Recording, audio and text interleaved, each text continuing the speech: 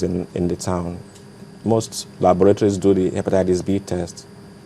So it's quite available all over the place. Okay. Yes. All right, so you were talking about making screening, confirmatory screening cheaper. Yes. Yes, so if government also needs, I'm just going to give you an example. The tests used to cost on the average about 70 to 100,000. It was again the intervention of Roche that brought down the price. They actually donated the machine to some. No, that's for you're talking about the other country now, but let's just focus. I mean even for Nigeria. Okay. The price coming down was based on the fact that some of these machines and reagents were donated to the labs. So they just charge mainly for replenishing their reagents. Okay. So government needs to actually come in and provide, support to make this test more widely available. In fact, they're actually available in only a few labs. So in some places, you may not actually have access to these tests. Okay. So it makes it difficult to treat. You just said that for instance, I want to have this test done, I can go to any lab. Sometimes the screening test. Yes, because sometimes these laboratories too, you go to a lab and they give you some kind of wrong results and things like that. Okay, actually that's a problem we have with our underdevelopment and the fact that the labs are not actually being well supervised. My advice is that if you are not very comfortable, because these tests are not really very expensive, they range from maybe 1,000 in some labs up to 5,000 in some labs. So they're not really very expensive. If you're not very comfortable with the result, you can check in another lab.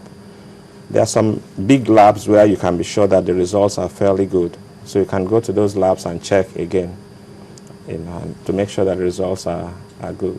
Okay. Yeah.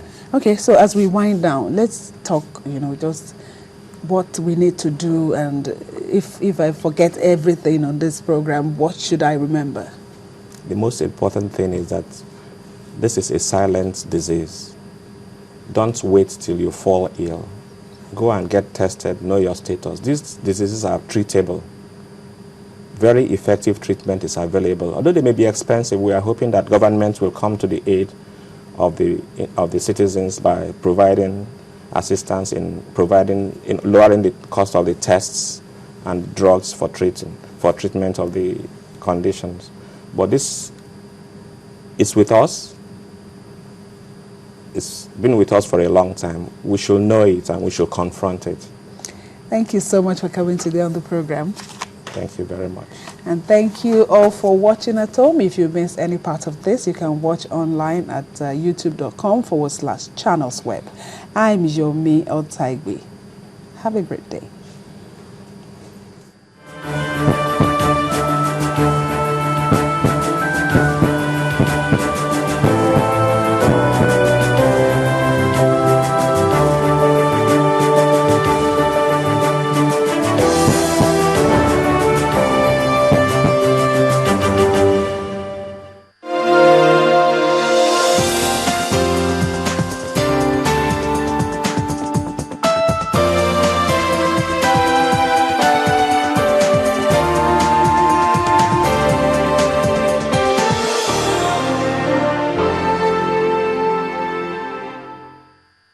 In every society, young people stand in the vanguard of sustained change.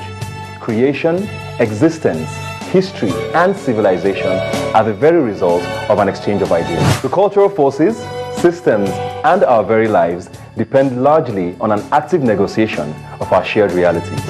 Nigeria's present and its future thus depends on her young and vibrant generation. The discourse for that reality begins here. Join the ongoing conversation on Rubbing Minds every Sunday at 3 p.m. on Channels TV or on channelstv.com. Follow the conversation online on www.yniger.com/rubbing-minds and on Twitter at YNigerTV with the hashtag Rubbing Minds. With your host, Ebuka Obi Uchendu, a YTV production in conjunction with Channels Television.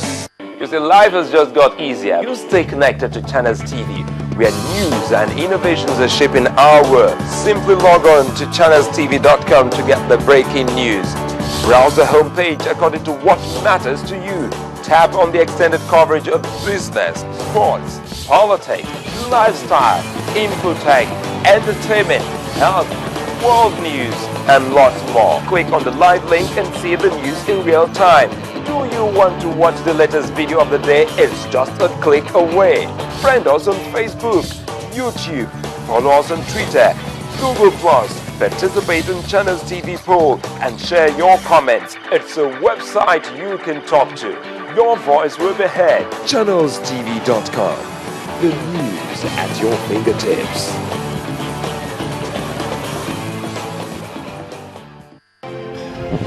At first, it's only anticipation that something is about to happen. This is one thing that makes life interesting. To compete not only with players across the field, but across the world. It makes me feel joy when we win and sorrow when we lose. The action and reaction, colliding, falling, dropping, despite the odds. I love it because it brings me tears. Tears of victory, tears of joy. The skill that leads to the pass that leads to the shot that leads to the goal that determines the ultimate. Channel Sports, defining the moment of true sport.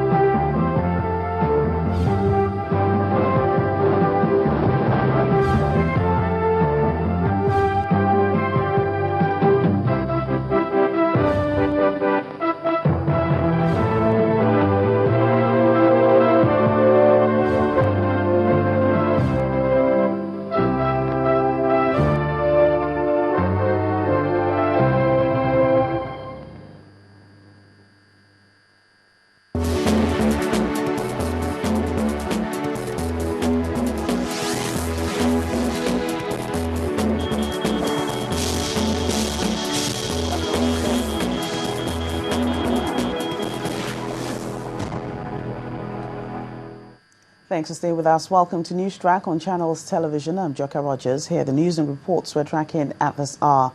You're doing more harm than good seems to be the message from the Rivers State chapter of the People's Democratic Party to the National Assembly.